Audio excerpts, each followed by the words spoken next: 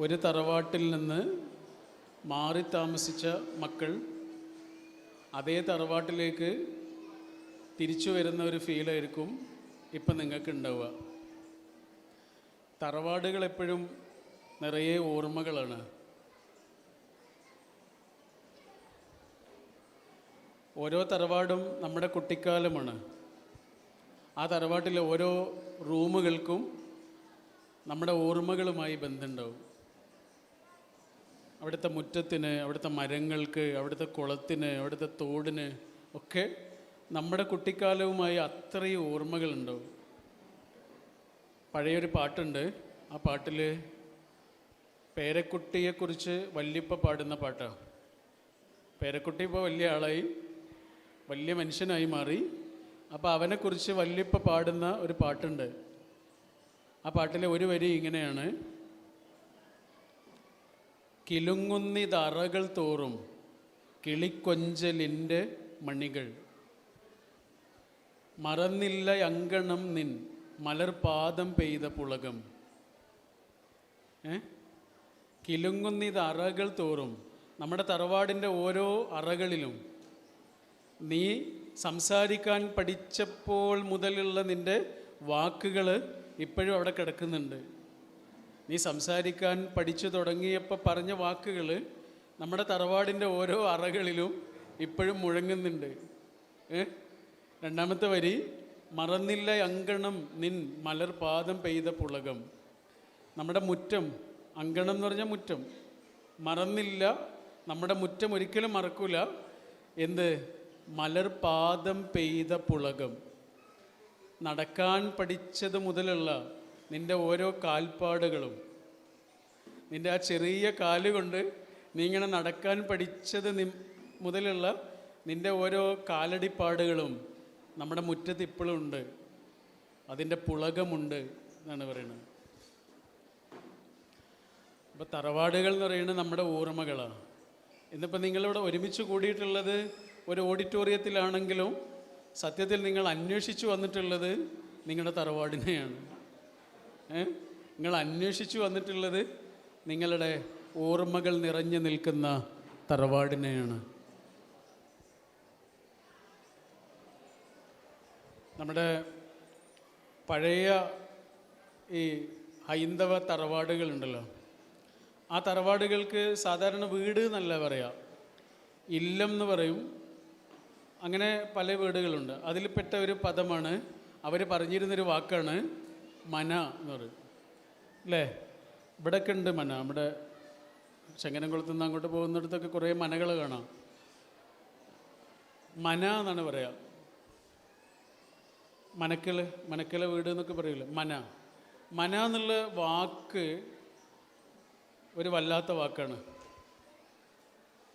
മന എന്ന് പറയുന്ന സംസ്കൃത വാക്കാണ് കേട്ടോ, മനസ്സല്ല അത്. മനസ്സിന് നമ്മൾ മന എന്ന് പറയാറുണ്ട്, മനക്കണക്ക് എന്നൊക്കെ പറയില്ലേ, ആ മനയല്ല ഇത്. ഈ മന വേറൊരു മനയാണ്. നിങ്ങൾ ശരിക്കും കേൾക്കണേ. മന എന്ന് പറഞ്ഞാൽ രണ്ട് വാക്കുകളാണ്.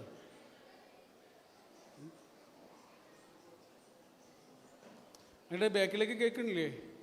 അല്ലേ? കുട്ടികൾ കരഞ്ഞോട്ടെ കേട്ടോ, യാതൊരു കുഴപ്പമില്ല. കുട്ടികൾ കരയും. നിങ്ങൾക്ക് സംസാരിക്കണം എന്നുണ്ടെങ്കിൽ സംസാരിച്ചുകൊണ്ട് കേട്ടോ. തൊട്ടടുത്തിരിക്കുന്ന ആളോട് സംസാരിക്കണം എന്നുണ്ടെങ്കിൽ സംസാരിച്ചുകൊണ്ട്. കാരണം ഞാൻ ആദ്യം പറഞ്ഞു, നിങ്ങൾ അതിനു വേണ്ടിയാണ് വന്നത്, പ്രസംഗം കേൾക്കാൻ വന്നതല്ല. അപ്പം നിങ്ങൾ അടുത്തിരിക്കുന്ന ആളോട് സംസാരിക്കണമെങ്കിൽ സംസാരിക്കാം, ഫോൺ വന്നാൽ സംസാരിക്കാം. അതിനൊന്നും ഈ സംസാരം തടസ്സമാകില്ല. പക്ഷേ ഇനി പറയണ ഒരു കാര്യമുണ്ടല്ലോ, ഇത് നിങ്ങൾ ശരിക്കും ശ്രദ്ധിക്കണമെന്ന് എനിക്ക് ആഗ്രഹമുണ്ട്. അതുകൊണ്ടാണ് ഇത് കേൾക്കണം എന്നൊക്കെ പറഞ്ഞത്. ഈ ഒരൊറ്റ വാക്കിനെ കുറിച്ചുള്ള കാര്യം നമ്മൾ പറഞ്ഞത്. പഴയ ഹൈന്ദവ വീടുകൾക്ക് അവർ വിളിച്ചിരുന്ന പേര് മന. മന എന്നുള്ളത് സംസ്കൃത വാക്കാണ്. അത് രണ്ട് വാക്കുകളാണ്. ഒന്ന് മ, ഒന്ന് ന. മ എന്ന് പറഞ്ഞാൽ ഞാൻ എന്നാണ്, ഞാൻ. മമ എന്നൊക്കെ പറയും. മ എന്ന് പറഞ്ഞാൽ ഞാൻ. ന എന്ന് പറഞ്ഞാലോ ഇല്ല എന്നാണ്. അപ്പം എന്താണ് അതിൻ്റെ അർത്ഥം? ഞാൻ ഇല്ല. മന എന്ന് പറഞ്ഞാൽ എന്താണ്? എൻ്റെ വീടില്ലേ, ഞാൻ താമസിക്കുന്ന വീട്, അത് മനയാണ് എന്ന് പറഞ്ഞാൽ അവിടെ ഞാനില്ല. ഞാനില്ല എന്ന് പറഞ്ഞാൽ നമ്മളേ ഉള്ളൂ എന്നാണ്. അതാണ്. എനിക്ക് വേണ്ടി മാത്രമായിട്ടുള്ളൊരു ജീവിതമല്ല, ഞാനുമായി ബന്ധപ്പെട്ടുള്ളൊരു 3-4 ആളുകളുണ്ട്, അവർക്ക് കൂടിയുള്ള ജീവിതമാണ് എൻ്റെ ജീവിതം. അതാണ് മന. ഒരു ചെങ്ങല പോലെയാണ്. ചെങ്ങല വളരെ ശക്തിയുള്ളതാണ്, നല്ല പവർഫുള്ളാണ്, ഒരായുധമാണ്, ഒക്കെയാണ്. ചെങ്ങല എന്ന് പറയുന്ന സാധനം വളരെ ശക്തിയുള്ളതാണ്. പക്ഷെ ആ ചെങ്ങലയിൽ ഒരു കണ്ണി കേടുവന്നാൽ ആ ചെങ്ങലയുടെ ശക്തി നഷ്ടപ്പെട്ടു പോകും. ചെങ്ങല വളരെ ശക്തിയുള്ളതൊക്കെ തന്നെ ആയിരിക്കും, പക്ഷെ ആ ചെങ്ങലയിലെ എല്ലാ കണ്ണികളും കേടുവരണ്ട. ഒരു കണ്ണി കേടുവന്നാൽ മതി, ആ ചെങ്ങലയുടെ ശക്തി കുറയും. ഇതേപോലെയാണ് കുടുംബം. ഒരു സെവൻസ് നടക്കുമ്പോൾ 7 ആളുകളാണ് ഒരു ടീമിലുണ്ടാവുക. ഒരാൾക്ക് പന്ത് കിട്ടുന്നു, അയാൾ 2ാമത്തെ ആൾക്ക് കൊടുക്കുന്നു, അയാൾ 3ാമത്തെ ആൾക്ക് കൊടുക്കുന്നു, അയാൾ 4ാമത്തെ ആൾക്ക് കൊടുക്കുന്നു. ഗോളടിച്ചത് 6ാമത്തെ ആളായിരിക്കും, അല്ലേ? 6ാമത്തെ ആളായിരിക്കും ഗോളടിച്ചിട്ടുണ്ടാവുക. ആരായിരിക്കും ജയിച്ചിട്ടുണ്ടാവുക? 6ാമത്തെ ആൾ മാത്രമാണോ? ഒരു ടീമാണ് ജയിച്ചത്. ഇതാണ് കുടുംബം. ഞാൻ എൻ്റെ ജീവിതത്തിൽ ചില കുഴികളിലേക്ക് വീഴാതെ ഞാൻ എന്നെ തന്നെ നോക്കുന്നുണ്ടെങ്കിൽ, സൂക്ഷിക്കുന്നുണ്ടെങ്കിൽ, അത് എനിക്ക് വേണ്ടി മാത്രമല്ല, അത് ഞാനുമായി ബന്ധപ്പെട്ട കുറച്ച് മനുഷ്യന്മാരുണ്ട്. അവരുടെ മാനം, അവരുടെ അഭിമാനം, അവരുടെ അന്തസ്സ്, ഇതൊക്കെ ഞാനുമായി ബന്ധപ്പെട്ട് കിടക്കുകയാണ്. കാരണം ഞാൻ എന്ന ഒരു കണ്ണി കേടുവന്നാൽ അത് എന്നെ മാത്രമല്ല ബാധിക്കുന്നത്, ആ ചെങ്ങലയിലെ ഓരോ കണ്ണിയെയും ബാധിക്കുന്നതായി മാറും. പ്രത്യേകിച്ച് നമ്മൾ ജീവിക്കുന്ന കാലം വളരെ അപകടം പിടിച്ച കാലമാണ്. നല്ല വഴുക്കുന്ന വയൽ വരമ്പിലൂടെ നടക്കുന്നത് പോലെ ഒരു കാലമാണ്. മഴക്കാലത്ത് നല്ല വഴുക്കുന്ന വരമ്പിലൂടെ ഒരാളിങ്ങനെ നടക്കുമ്പോൾ എത്ര സൂക്ഷിക്കണോ അതിലേറെ സൂക്ഷിക്കേണ്ട കാലമാണ് നമ്മൾ ജീവിക്കുന്ന കാലം. ദുൽഖർ സൽമാൻ ഒരിക്കൽ അദ്ദേഹത്തിൻ്റെ വാപ്പയെക്കുറിച്ച് പറഞ്ഞൊരു കാര്യമുണ്ട്. ദുൽഖർ സൽമാൻ ആരാണെന്ന് ഇവിടെ ഇരിക്കുന്ന മിക്കവാറും ആളുകളോട് പറയേണ്ട കാര്യം ഉണ്ടാവില്ല. അദ്ദേഹത്തിൻ്റെ വാപ്പ ആരാണ് എന്നും പറയേണ്ട കാര്യം ഉണ്ടാവില്ല. ഈ ദുൽഖർ സൽമാൻ്റെ വാപ്പ കഴിഞ്ഞ 45 കൊല്ലമായി ചെയ്തുകൊണ്ടിരിക്കുന്ന ജോലി എന്താണ് എന്ന് നമുക്കൊക്കെ അറിയാം. നേരത്തെ പറഞ്ഞതുപോലെ അപകടം പിടിച്ച ഒരു ജോലിയാണ് ചെയ്തുകൊണ്ടിരിക്കുന്നത്. 45 കൊല്ലമായിട്ട് ഒരു മനുഷ്യൻ ചെയ്തുകൊണ്ടിരിക്കുന്ന ജോലി. പക്ഷെ ആ വാപ്പയെക്കുറിച്ച് മകൻ പറഞ്ഞൊരു വാക്കുണ്ട്. അതെന്താണെന്നറിയോ? വേറെ ഒരാളുടെ മുന്നിൽ തലകുനിക്കേണ്ട ഒരു സാഹചര്യം എൻ്റെ വാപ്പ എനിക്ക് ഉണ്ടാക്കിയിട്ടില്ല. ചെറിയ വാക്കല്ലത്. എൻ്റെ ചങ്ങാതിമാരുടെ മുന്നിൽ, എൻ്റെ കുടുംബക്കാരുടെ മുന്നിൽ, എൻ്റെ നാട്ടുകാരുടെ മുന്നിൽ തലകുനിച്ച് നിൽക്കേണ്ട ഒരു സാഹചര്യം എൻ്റെ വാപ്പ എനിക്ക് ഉണ്ടാക്കിയിട്ടില്ല എന്നുള്ളതാണ് എൻ്റെ വാപ്പ എന്നോട് ചെയ്ത ഏറ്റവും വലിയ കാര്യം. നമ്മൾക്കാണ് മമ്മൂട്ടി, നാട് മുഴുവൻ അറിയുന്ന വലിയ കലാകാരനും വലിയ അവാർഡുകളൊക്കെ കിട്ടിയിട്ടുള്ള ആളാണ്. അതൊക്കെ നമ്മൾക്കാണ്. പക്ഷെ അയാളുടെ മകന്, അയാൾ മമ്മൂട്ടിയൊന്നുമല്ല, വാപ്പ മാത്രമാണ്. ആ വാപ്പയെക്കുറിച്ച് പറയാണ്, വാപ്പ വേറൊരാളുടെ മുന്നിൽ എനിക്ക് തലകുനിക്കേണ്ട ഒരു സാഹചര്യം ഉണ്ടാക്കിയിട്ടില്ല എന്ന്. ചെങ്ങല ഒരു കണ്ണി കേടുവന്നാൽ ആ കേടുവന്ന കണ്ണിയെ മാത്രമല്ല അത് ബാധിക്കുന്നത്. അതാണ് വിശുദ്ധ ഖുർആനിൽ സൂറത്തുർ റൂമിൽ ഒരു വചനമുണ്ട്. സാധാരണ നമ്മൾ നിക്കാഹ് പ്രസംഗങ്ങളിലൊക്കെ കേൾക്കുന്നൊരു വാക്കായിരിക്കും. ഞാനതിൻ്റെ വിശദീകരണങ്ങളിലേക്കൊന്നും പോണില്ല. പക്ഷെ അതിൽ പഠിച്ചവൻ ഈ ഒരുമിച്ച് ജീവിക്കുന്ന മനുഷ്യന്മാരോട് പറയണ 3 കാര്യങ്ങളുണ്ട്. ഭാര്യ ഭർത്താവാകട്ടെ, മക്കൾ ഒരുമിച്ചുള്ള ജീവിതമാവട്ടെ, ഒരുമിച്ച് ജീവിക്കുന്ന മനുഷ്യന്മാരില്ലേ, അതുപോലെ ഈ ചങ്ങാതിമാരൊരുമിച്ച് ജീവിക്കുകയാണെങ്കിൽ പോലും, ഹോസ്റ്റലിലൊക്കെ ഒരുമിച്ച് ജീവിക്കുന്ന ആളുകൾക്ക് പോലും ഈ ആയത്ത് ഫിറ്റാണ്. ഒരുമിച്ച് ജീവിക്കുന്ന മുഴുവൻ മനുഷ്യന്മാർക്കും ഓർത്തു വെക്കാനുള്ള 3 കാര്യങ്ങൾ പഠിച്ചവൻ പറയുന്നുണ്ട്. അതെന്താണെന്നറിയോ? ആ വചനം ഇങ്ങനെയാണ്: അഊദു ബില്ലാഹി സമീഇൽ അലീം മിനശ് ശൈത്വാനിർ റജീം ബിസ്മില്ലാഹിർ റഹ്മാനിർ റഹീം വമിൻ ആയാതിഹി അൻ ഖലഖ ലക്കും മിൻ അൻഫുസിക്കും അസ്വാജാ ലിതസ്കുനു ഇലൈഹാ വജഅല ബൈനക്കും മവദ്ദതൻ വറഹ്മ. ഇങ്ങനെ പോകാട്ടോ. 3 കാര്യങ്ങളാണ്. ഒന്നാമത്തെ കാര്യം എന്താണെന്നറിയോ?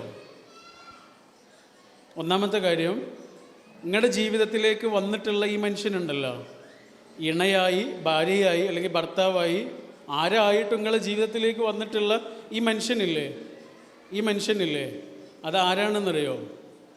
അതൊരു മനുഷ്യനാണ്. വമിൻ ആയാത്തിഹി അൻ ഖലഖ ലക്കും മിൻ അംഫുസിക്കും. മിൻ അംഫുസിക്കും എന്ന് പറഞ്ഞുള്ള വാക്കിൻ്റെ അർത്ഥം എന്താണെന്നറിയോ? ഇതൊരു മനുഷ്യനാണ്. നിങ്ങളുടെ ജീവിതത്തിൽ നിങ്ങളുടെ കൂടെ ജീവിക്കുന്ന ആളില്ലേ, അതൊരു മനുഷ്യനാണ്. മലക്കല്ല, അതൊരു ശില്പമല്ല. ഓരോ സമയത്ത് ഓരോ സ്വഭാവം ഉണ്ടാവും. രാവിലെ കണ്ട ആളാവില്ല വൈകുന്നേരം, ഇന്നലെ കണ്ട ആളല്ല ഇന്ന്. മനുഷ്യർക്ക് അത്രയേറെ മാറ്റങ്ങൾ ഉണ്ടാവും.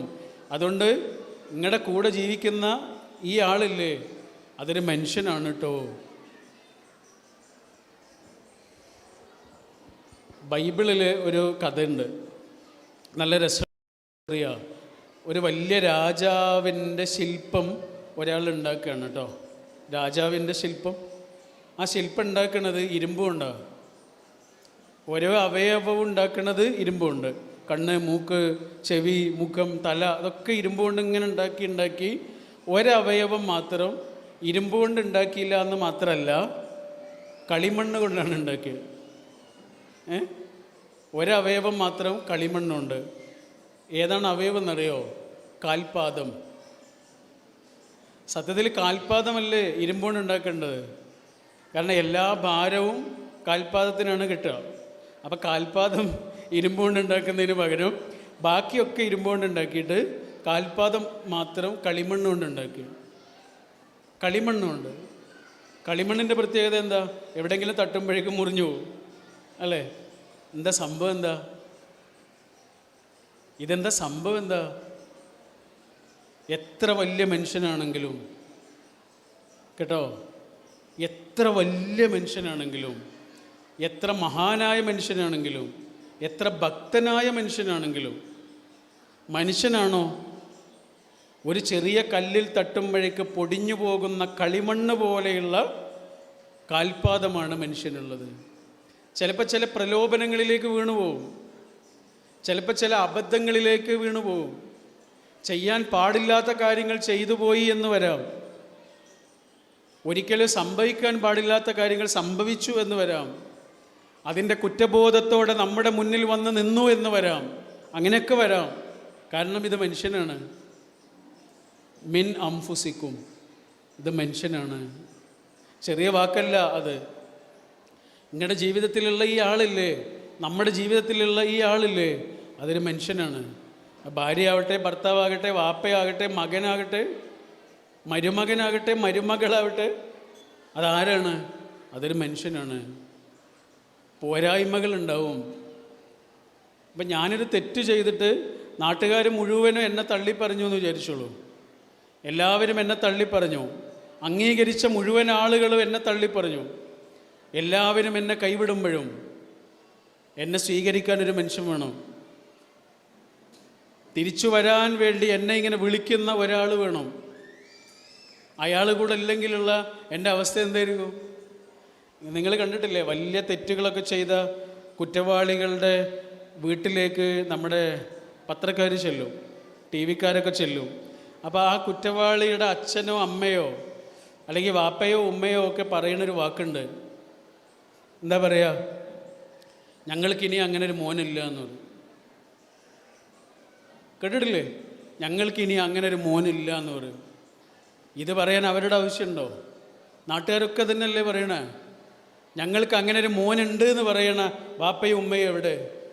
അവരൊരു തെറ്റ് ചെയ്തു, ആ തെറ്റിൽ നിന്ന് മുക്തനായി തിരിച്ചു വരുമ്പോൾ അവനെ കാത്തിരിക്കാനൊരു വാപ്പയും ഉമ്മയും ഉണ്ട് എന്ന് പറയാനൊരാൾ വേണ്ട. എനിക്കിനി അങ്ങനെ ഒരു സുഹൃത്തില്ല എന്ന് ചിലപ്പോൾ സുഹൃത്തുക്കൾ തള്ളിപ്പറയും. എനിക്കങ്ങനെ സുഹൃത്തുണ്ട് എന്ന് പറയാൻ ഒരു സുഹൃത്ത് വേണ്ടേ? അവൻ തെറ്റ് ചെയ്തിട്ടുണ്ട്, ആ തെറ്റിനോട് എനിക്ക് യാതൊരു അഭിപ്രായവും ഇല്ല.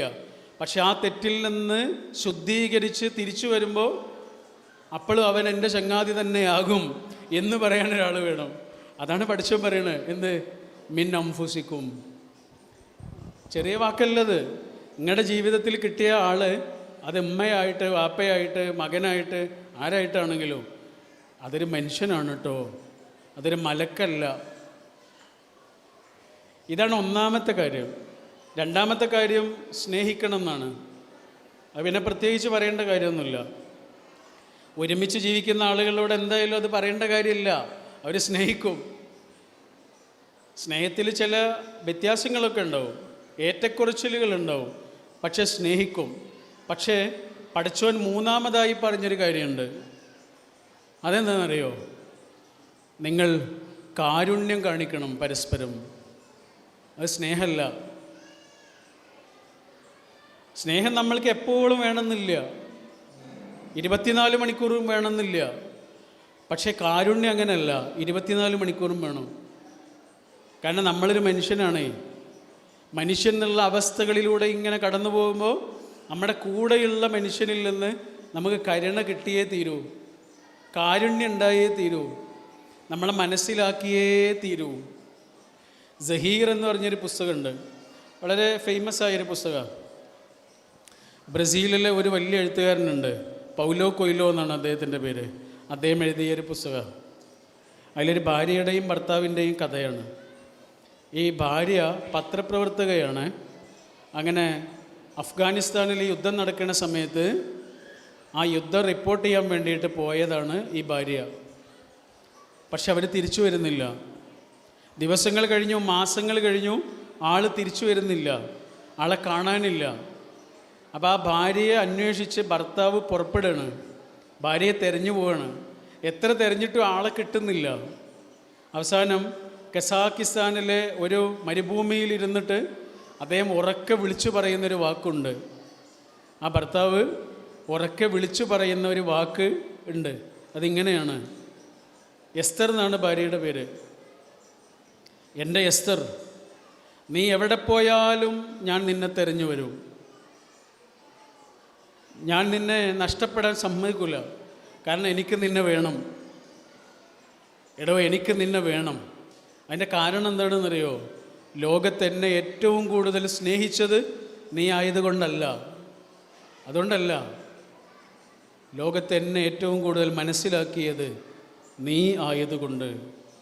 നിന്നെപ്പോലെ എന്നെ മനസ്സിലാക്കിയ വേറൊരാളില്ല, അതുകൊണ്ട് എനിക്ക് നിന്നെ വേണം എന്ന് പറയുന്നുണ്ട്. കാരുണ്യം എന്ന് പറഞ്ഞാൽ എന്താണെന്നറിയോ?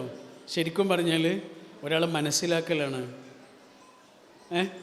നമ്മളെ കാരുണ്യത്തിന് അറബിയിൽ എന്താ പറയുക? റഹ്മത്ത് എന്നല്ലേ പറയാ, അല്ലേ? റഹ്മ. ഈ റഹ്മ എന്നുള്ള വാക്കിന് കാരുണ്യം എന്ന് മാത്രമല്ല അർത്ഥമുള്ളത്, വേറൊരു അർത്ഥം കൂടിയുണ്ട്. കേട്ടിട്ടുണ്ടോ അത്? ഗർഭപാത്രം, അല്ലേ? ഗർഭപാത്രം എന്നൊരർത്ഥം കൂടിയുണ്ട്. സിലത്തുർ റഹ്മ എന്നൊക്കെ പറയും. ഗർഭപാത്രം. കാരുണ്യം എന്ന അർത്ഥം കിട്ടുന്ന അതേ വാക്കിൻ്റെ മറ്റൊരർത്ഥമാണ് ഗർഭപാത്രം. എന്തെങ്കിലും ബന്ധമുണ്ടോ അത്? ഒരു വാക്കിന് രണ്ടർത്ഥം. കാരുണ്യം, ഗർഭപാത്രം.